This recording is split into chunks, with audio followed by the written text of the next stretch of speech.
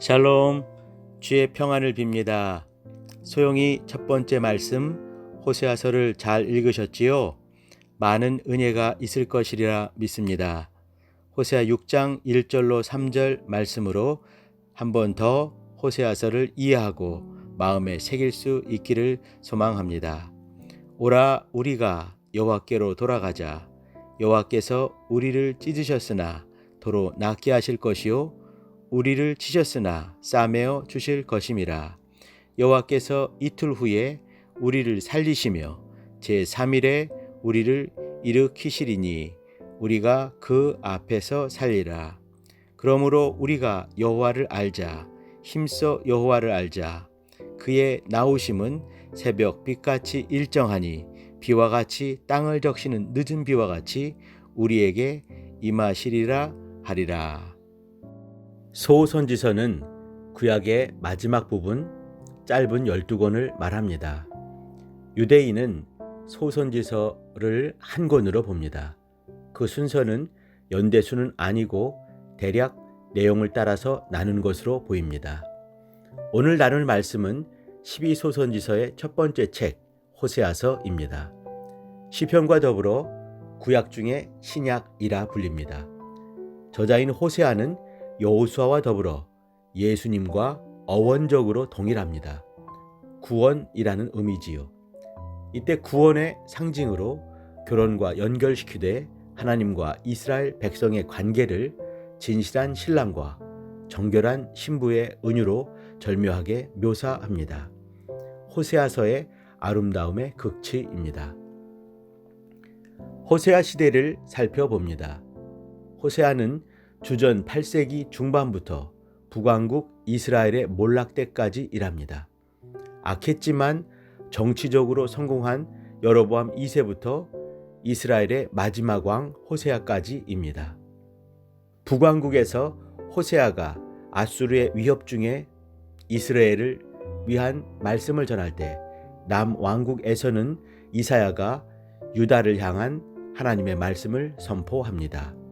호세아는 음란한 여인과 저주스러운 가정을 꾸리며 삶으로 북왕국을 깨웠지만 결국 아수르로부터 처참하게 망하고, 이사야는 영감 넘치는 말씀을 전했지만 므낫세 시절에 톱으로 켬을 당하여 순교합니다. 주전 8세기 선지자는 참 어려운 사역을 감당했던 것 같습니다. 호세아서의 인물을 살펴봅니다. 호세아 이름 안에 예수 이름이 있다고 이미 나눴습니다. 호세아 안에는 복음의 주인이며 만유와 만물의 주이신 예수님이 계시는 것입니다. 호세아서가 구약 중에 신약이라는 증거입니다. 다음으로 중요한 인물은 그의 음란한 아내 고멜입니다. 호세아가 구원의 뜻이 있다면 고멜은 갈 때까지 간 곧 막장이란 뜻이 있습니다.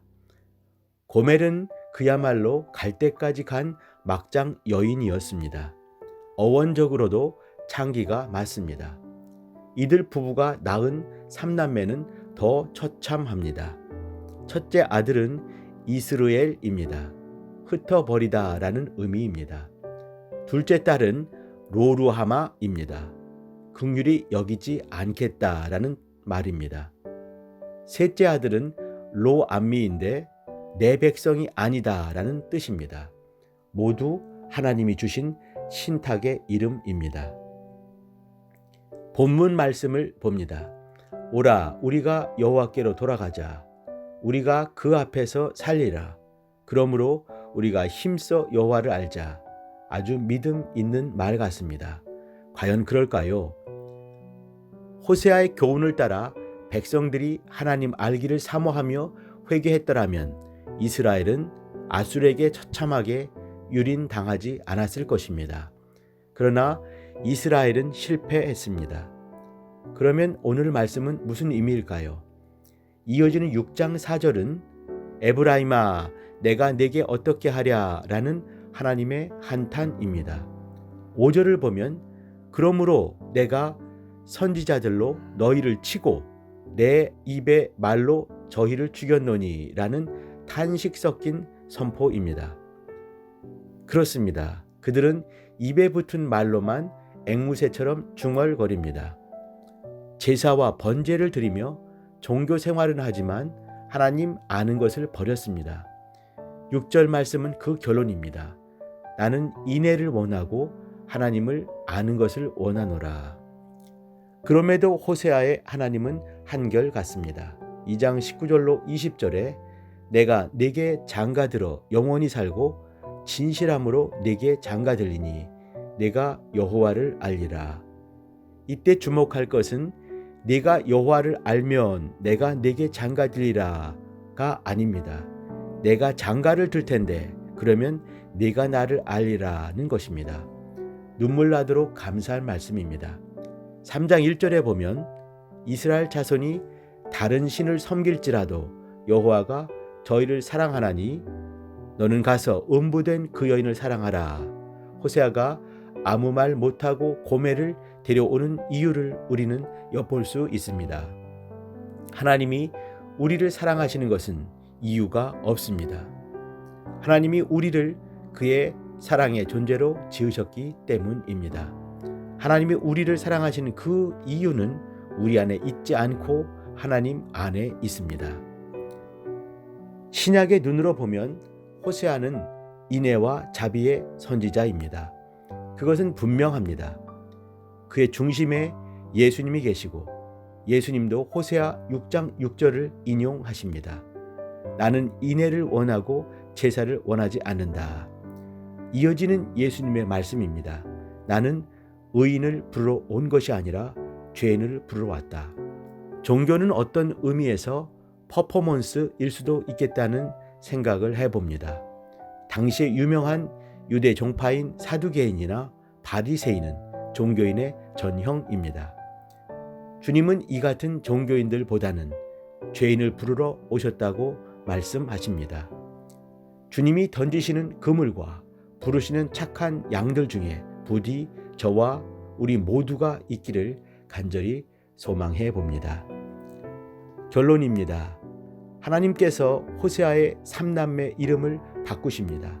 첫째 이스라엘은 본질 의미를 바꾸십니다. 곧 흩어버리다가 아닌 씨 뿌리다로 바꾸셔서 영원한 말씀 예수님 주실 것을 예표합니다. 로루하마는 로를 떼고 루하마로 바꾸십니다. 영원한 국류를 얻으리라는 약속입니다. 로암미도 암미로 바꾸어 내 백성이라는 의미로 승격시킵니다. 영원한 신분을 주시는 것이지요. 우리도 호세아 구원의 주님께로 돌아와 말씀 듣고 국률하심 받고 하나님의 백성 곧 하늘의 자녀가 되었습니다. 주의 사랑으로 구원을 받았습니다. 호세아를 통해 우리에게 주시는 메시지입니다. 함께 기도하실 때 입에 붙은 말만이 아니라 주의 인애와 사랑 안에서 영원한 신분에 걸맞는 삶을 살게 인도해 주세요. 기도하십니다.